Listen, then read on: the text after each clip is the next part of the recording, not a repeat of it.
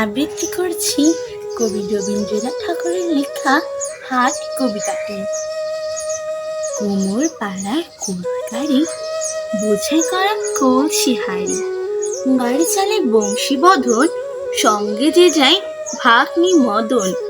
হাটে বসে শুক্রবারে, বকরিগঞ্জে পদ্মা পারে, জিনিসপত্র জুটিয়ে এনে গ্রামের মানুষ বেচে কেনে। ইচ্ছে বেগুন পটল মূলো, বেতের বোনা থামাগুলো, ঘষে ছোলা ময়দা আটা, শীতের ব্যাপার নকশা কাটা, বাঝারি করা বেরি হাতা, শহর থেকে সস্তার ছাতা। কলসি ভরা একো গুড়ে, মাঝি যত বেড়াই উড়ে, খরাটি নৌকা বেঁধে আটলু ঘরের চারশির মেয়ে।